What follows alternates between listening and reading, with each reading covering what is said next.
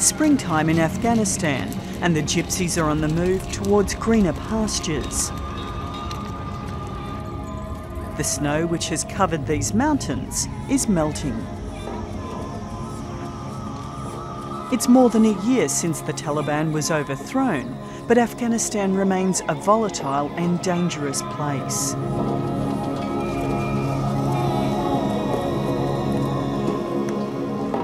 America may have won the battle here, but it has failed to keep the peace. It's open to question whether it has been a success because Osama bin Laden and Mullah Omar are still at large. Their ability to regroup and re-establish their campaigns, especially the Taliban in southern Afghanistan, and the impunity with which they have been able to attack U.S. forces in recent times shows that they're down but not completely out. A convoy of food aid leaving Kabul. For foreigners, the decision to leave the relative safety of the capital is not taken lightly. After months of calm, a steep rise in violence and lawlessness in southern and eastern Afghanistan is threatening aid work.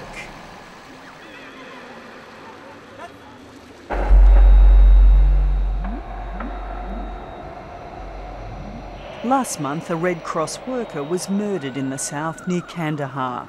Travelling with local Red Cross staff, he was singled out for being a foreigner. They were stopped at a checkpoint just as they entered into Kandahar, northern Kandahar province. The head of the armed men took out a sat phone, phoned somebody, we obviously don't know who, and clearly asked permission whether they should shoot the expatriate. They got that permission. He was taken out of the vehicle. There was just one in the vehicle, as I understand it, and he was taken to the side of the road and executed. The 39-year-old aid worker was shot 20 times. He was murdered in a part of the country where fundamentalists have threatened to kill supporters of Afghanistan's infidel government. Well, I've been working here for 3.5 years. This is the first instance of this nature that I've heard about in this country, and it makes it extremely worrying to think what may happen in the future, as well as obviously sympathy for the family and the staff that were with him.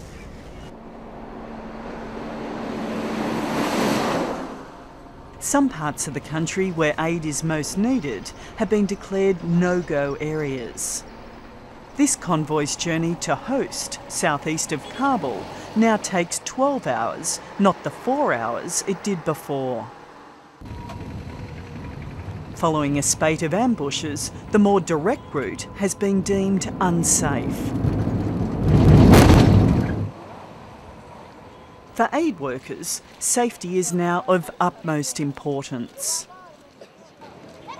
I think it's one of the decisions that we make when looking at expanding our activities. Our local staff will say, that's probably not somewhere we want to go to at the moment. We have not actually closed down any areas because of security at the moment, but we have certainly not expanded into places.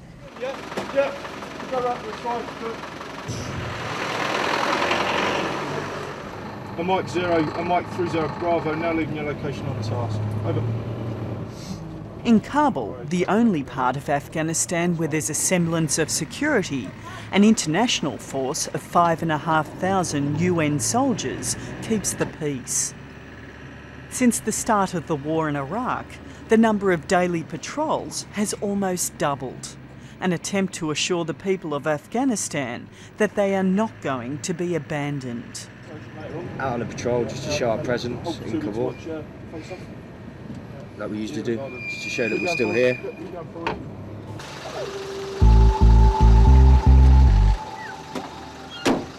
In recent weeks, Afghan rebels, remnants of Taliban and Al-Qaeda forces, have stepped up their attacks on foreign troops.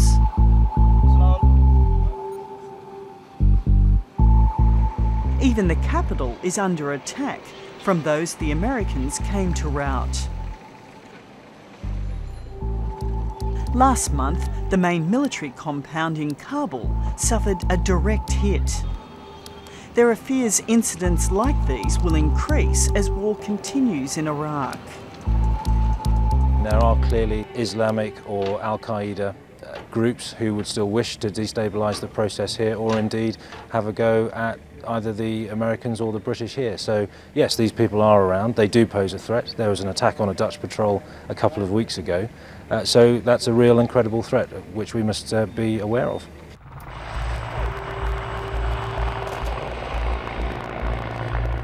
After the attack on the Dutch patrol, this helicopter was called in to help contain the area. One man had been killed in the ambush and 2 others were injured.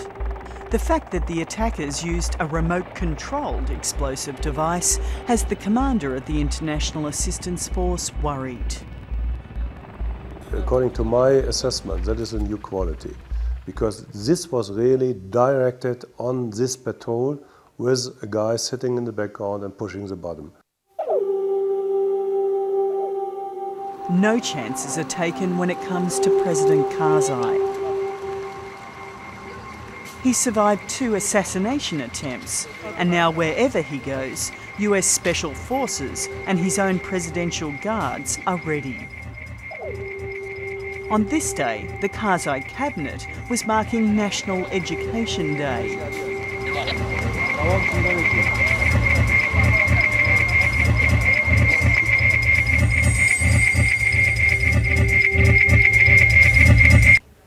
Despite the fact that the central government has no real authority outside of Kabul, Foreign Minister Dr. Abdullah argues that security has improved. So the threat is now from individual terrorist groups which are still around in Afghanistan and around Afghanistan, or small groups of them which are hiding here or there. That is the main security threat. American soldiers looking for terrorists in a village near the former Taliban stronghold of Kandahar. While the United Nations force has no mandate to leave Kabul, the US-led Joint Task Force conducts hit-and-run missions around the country. But even the Americans have come under attack in recent weeks. Their bases in the east have been hit with rocket and mortar fire. We're not here to sit around airfields or to sit around nice buildings and be comfortable. We're here to advance against an enemy, and the enemy we see that we must advance against is a terrorist or those who support terrorists. In fact, the most serious threat to Afghanistan's security comes not from so-called terrorists, but from the country's warlords, many of whom helped America overthrow the Taliban. The town of Gardez is only about 3 hours south of Kabul. But this is frontier country, close to the border with Pakistan. Gardez is being fought over by local authorities appointed by the central government and the warlord Pacha Khan Zadran, who controls much of the surrounding countryside. The Deputy Commander of Police, Faisal Ahmad Wasik, describes the warlord's crimes. او بالای اهالی بیگناه مردم گردیز راکت بارانی کرده، تقریبا 1,500 راکت در یک روز فیر کرده. اینجا نفرات تلف شده، مردم کشته شده. او کسی بود که میخواست اینجا یک حراج مراج برپا کنه. به این خاطر او پیش ما ملزم است، او پیش ما مجرم است، ما او رو گرفتار میکنیم.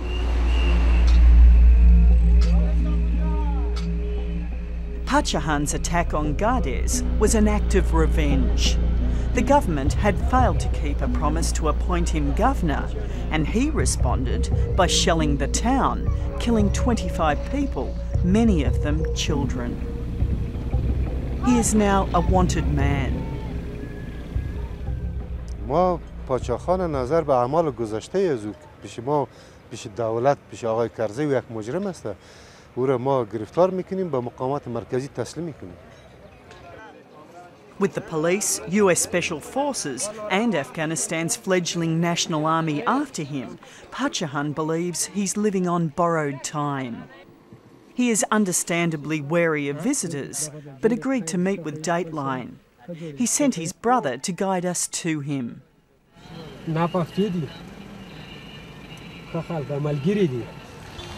This road, the main highway to the border with Pakistan, is now closed to all UN traffic. It's considered too unsafe. Pacha Khan's troops have set up checkposts along the route. Just days before we travelled this way, US Special Forces attempted to disarm his men at one of their checkpoints, killing 6 of them.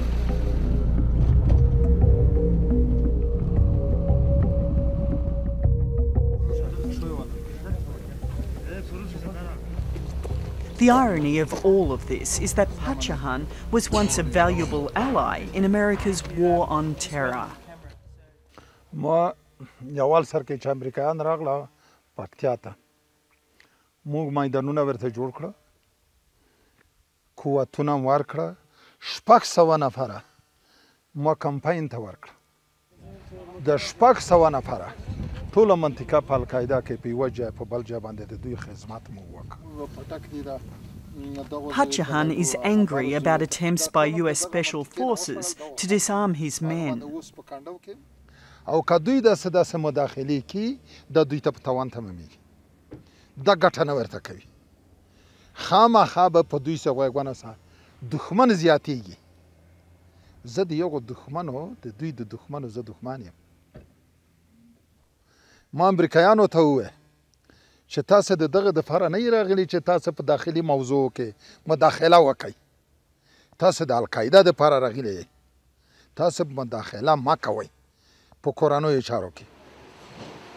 The commander of the Joint Task Force acknowledges Pacha Khan's early role in the war against Al-Qaeda, but the warlord's usefulness appears to have run its course.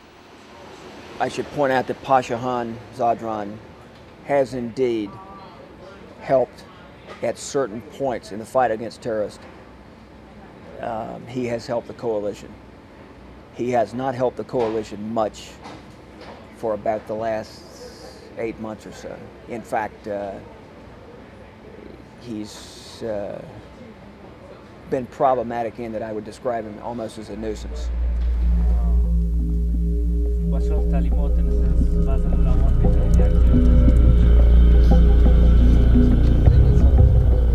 Twice in the past month, US Special Forces have opened fire on Pacha Khan's men. On the most recent occasion, just days after Dateline's visit, his eldest son was shot dead. His son shot first. The record ought to show that his son and the forces with him shot first. What has caused the turn?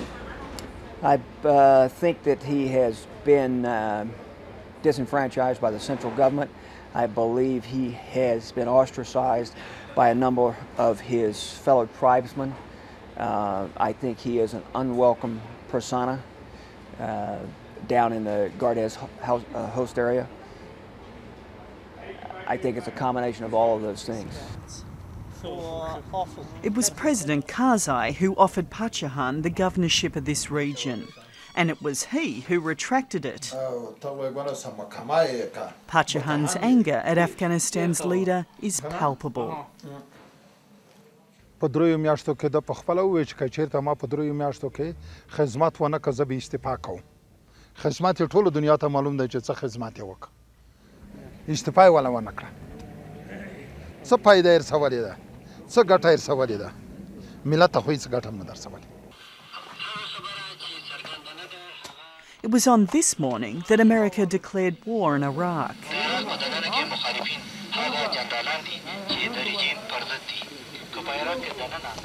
News of the invasion travelled fast. This isolated outpost, controlled by a warlord angry at America, no longer felt safe. In the standoff between the central government and Pacha Khan, the government is now threatening more direct action. The choice is his, whether he will be a part of the reform, the positive changes in the country, or he will choose to be called a warlord and be dealt with one way or another. That is the threat, that he will be dealt with militarily if he doesn't. I think this situation cannot last forever. I think it is almost over a year or around a year since this issue is pending. And the government, the president himself, have shown patience and tolerance and indulgence to great deal. Will he take it for granted and continue to create problems? That is his choice.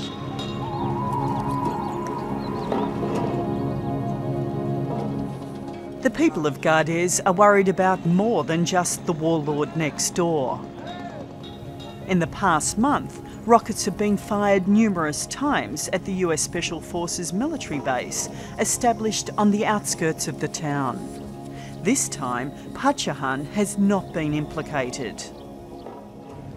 راکت رفتید درخت خراب کرد پلوان خراب کرد شاو بود خوب بوشتکا در بیرون نبود نه بوشتکا رو میزد دیگه ما از دست راکت ها بسیار بازاب هستیم خود جگرخون هستیم تا صبح کس خواب نکرده دیگه از دست با تشویش شد مردم بسیار با تشویش شد. In an attempt to make itself more welcome here in Gardez, the US military has set up a provincial reconstruction team. PRTs, as the military calls them, are designed to assist in local rebuilding efforts. But they also have a clear military rationale. Go back to my mission one, capture or kill terrorists. One of the ways I can do that is deny them sanctuary. And that's what PRTs are all about. It's my belief that a bold step in reconstruction is what is needed to cause this entire country to be less of a sanctuary for terrorists. The Americans hope that military reconstruction teams will lead the way into areas considered unsafe and that aid workers will follow. But on this day, the office of the Gardez PRT, housed in the centre of town in the governor's office, was closed due to security concerns. The people of Gardez have not been won over. What do you think about what the Americans are doing here?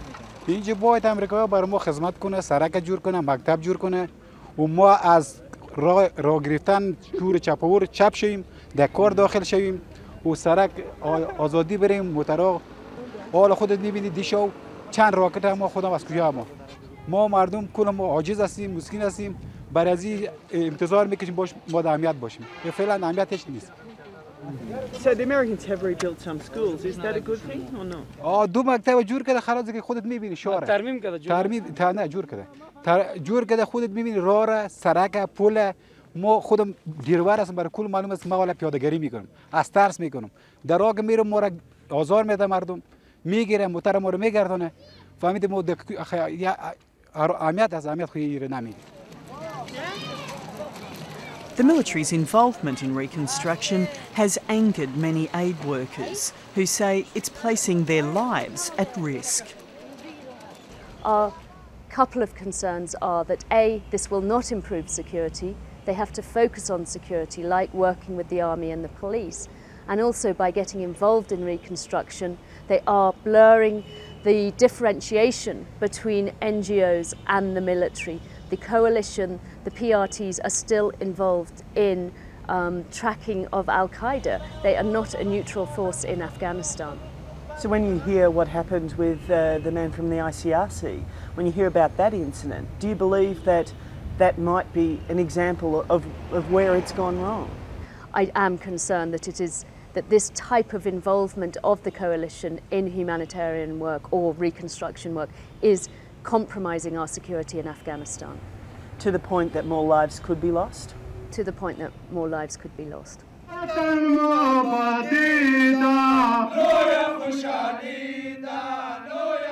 These are the first graduates of what's been deemed to be Afghanistan's long-term solution to peace and prosperity, a homegrown national army.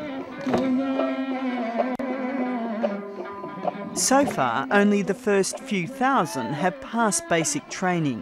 There are plans to increase that number to 12,000 by the middle of next year. In a country controlled by warlords, the first mission of the National Army is to let people know who they are.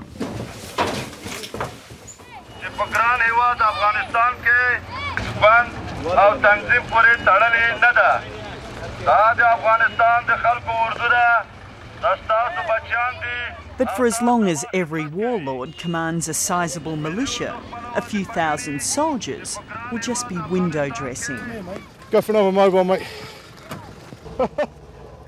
The United Nations International Assistance Force, or ISAF, has its own limitations, which its commander is happy to acknowledge. In real terms, how can this security battle be won when ISAF is restricted to Kabul? You can win hearts and minds here in Kabul, but it's hardly the whole of Afghanistan. I think you are right, but that is basically a political decision. It has to be decided by the Afghan authorities, meaning the Afghan government on the one hand, and by the what we call lead nations, that are the political level, actually above ISAF. Chairman Hamid Karzai. President Karzai has made repeated requests for financial assistance to extend the reach of the UN military force. But as he discovered in Washington last month, when America turns its attention someplace else, the world stage can be a lonely place.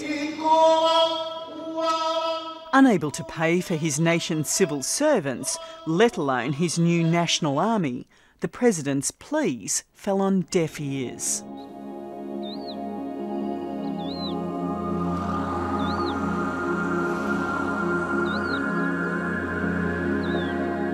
Do you think America has lost interest in Afghanistan? I think it'd be fair to say that their commitment to reconstruction and security is being strained. And it's likely to, the attention deficit of U.S. policymakers vis-a-vis Afghanistan is likely to grow depending on how things in the Middle East turn out.